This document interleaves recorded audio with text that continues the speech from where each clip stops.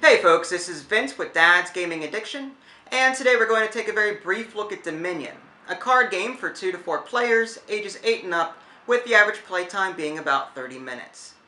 Now, for the benefit of those who are new to tabletop gaming in general, this is a deck builder, not to be confused with a customizable card game. Now, you're probably wondering what's the difference. Well, in a customizable card game, those are games like Pokemon and Magic the Gathering. You're going to be buying core sets and expansion packs, and you'll be building your deck before you actually play the game. And in most cases, the deck that you build, you'll be using throughout the entire game. With Dominion, all of the cards that you need will come in the box. Other deck builders are the same way. You'll be starting off with a very bare bones deck at the beginning of the game, and you'll be able to purchase new cards as the game progresses and make your deck larger.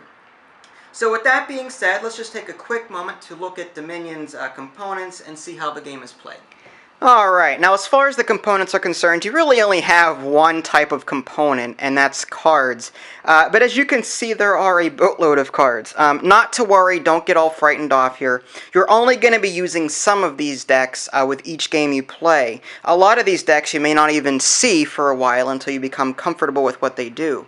At the beginning of the game, just to give you a little insight into how that's done, players will go ahead and pick out a certain number of these decks. There's different decks like the Feast deck, the Woodcutter deck, the Workshop deck, the Smithy deck, and they'll pick a number of those, and those will become the purchasable card decks that players will use for that game. The cards that aren't chosen, or the decks that aren't chosen, will remain in the box and out of play until players decide to use them in the future. Now, with that being said, there are, for the most part, 3 different card types. In the upper right-hand corner on this side here, you've got these treasure cards. And basically, these treasure cards come in either 1, 2, or 3, as far as value goes. And these cards allow players to buy the other cards in these various decks. Now, you've also got these victory cards. Basically, players will be able to purchase these throughout the game to add to their deck, and at the end of the game, these will serve as victory points. They come in 1, 3, or 6. And at the end of the game, whoever has the most victory points will win, so players will be trying to buy up these cards if at all possible. Finally, the other major card type that you have are kingdom cards, and those make up the majority of what's going on here. Again, those are the purchasable cards in the game that allow players to perform specific actions. For example, the Woodcutter deck, or the Woodcutter cards, lets the player... Let me see if I can zoom in on these so you can actually see it. This allows the player to take 1 extra buy action and is worth an extra 2 gold, which can be put toward buying other cards. This Workshop gain a card costing up to 4 gold, so this will allow players, whenever this is played, to buy cards from these various decks worth up to 4 gold. You've got the Smithy plus 3 cards, meaning that the player can draw an extra 3 cards from their deck for that particular turn whenever that's played. Seller, plus 1 action, discard any number of cards, plus 1 card per card discard. That's a lot of cards. Okay, well, as you get the picture, a lot of these kingdom cards do various things, and players will need to go through these cards ahead of time to see what decks they want to use at the beginning of the game. Not to worry, the manual does suggest a setup. In fact, it actually lists out every type of deck that's available in the game and recommends that you use these ones in particular. They're very basic and easy to use. You've got your Cellar, Village, Workshop, Woodcutter, Moat, Smithy, Remodel, Militia, Market, and Mine. And of course, your treasure cards are always used. Your victory cards are always used. If you happen to be playing with curse cards, you'll be including those, but it's not necessary. And you've got this special trash card, which just helps players organize the trash pile.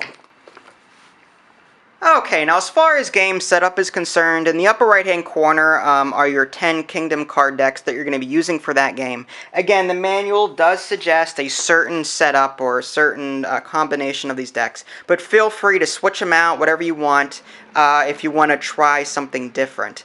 First-time players, though, I do recommend that you do stick with the manual. These cards are probably the easiest to use out of the other ones shown in the box here. Now, with that being said, all that's really important is that players pick 10 decks. Each deck has a total of 10 cards in it. As far as these cards in the upper left, the treasure cards, again, they're valued at 1, 2, or 3. Just put those decks nearby. Each player will get 7 of these copper cards valued at 1 to form part of their starting hand.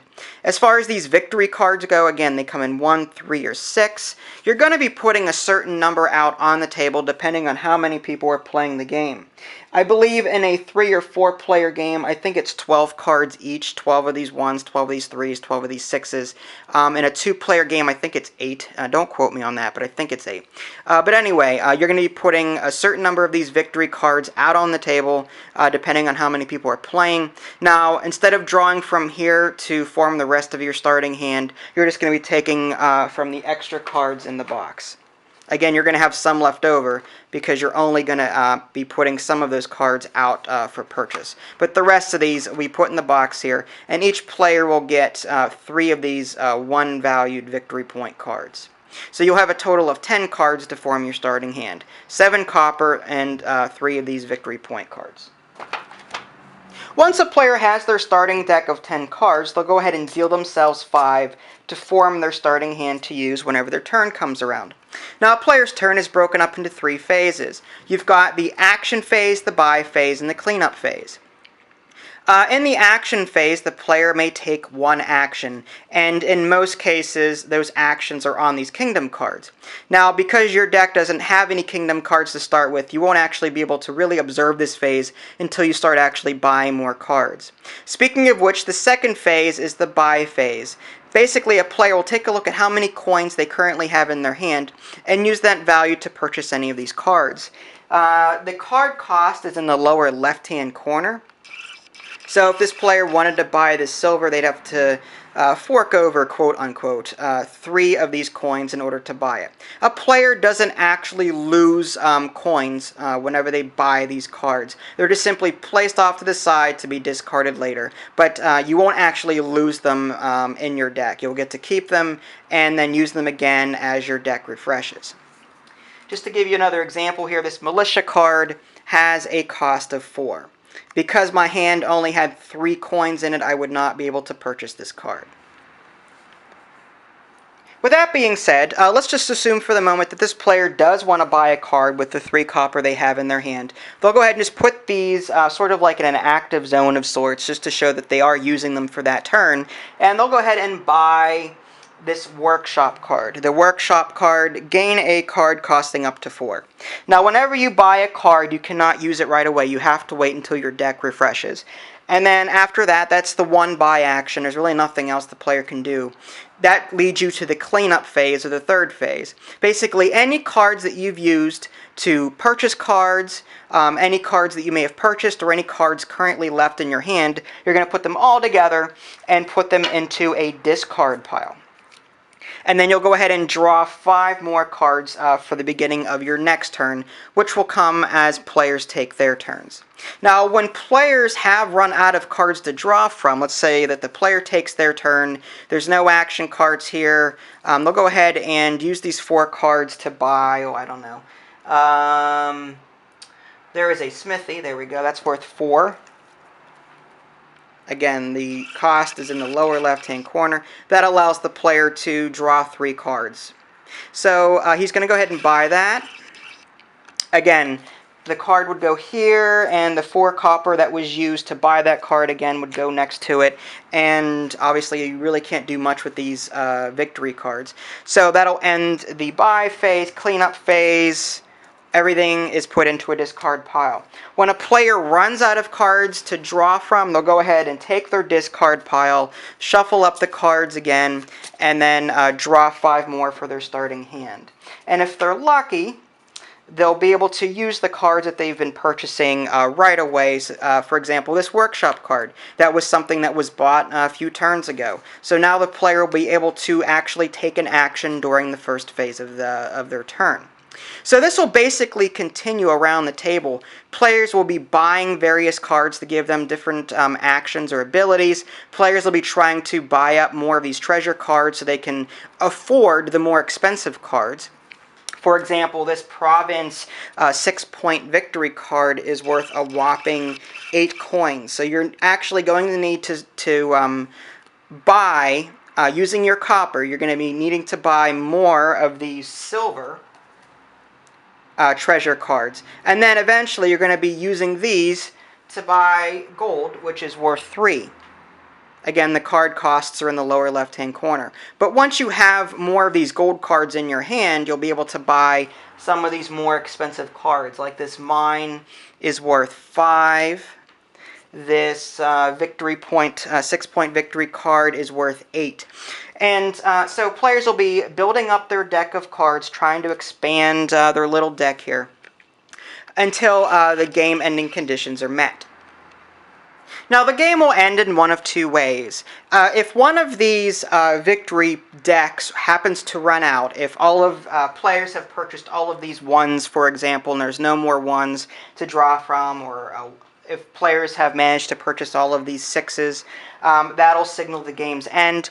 If 3 of the decks from the supply happen to run out, let's say that the militia is empty, and the workshop is empty, and the cellar is empty. If that happens, then again, the game will go ahead and end. And at that point, players will go ahead and look through their deck and pick out all of their victory point cards. Nothing else matters. So they'll go ahead, take them all out. Obviously, this is just an example. Players would obviously have more points than this. But players will compare how many victory points that they have, and whoever has the most wins. And there you have it. This is just a very brief look at the game Dominion. I didn't get to cover all of the rules found in the manual, but this should just give you a general overview as far as how the game is played. For example, curse cards, I didn't mention them at the game-ending condition part of this video, but basically they actually count against you in terms of points, should you have them in your deck. And there's a lot of other kingdom cards that I didn't even touch on. With that being said, this is an excellent entry-level deck builder game. If you love customizable card games, but have never played a deck builder, Dominion is a very good choice to get accustomed to how the games of the genre actually play out. So with that being said, definitely check out my review if you want to learn more. You can do that at www.dadsgamingaddiction.com, or you can simply click on the link in the below description that'll take you there as well. This is Vince, thanks for watching, and I'll catch you next time.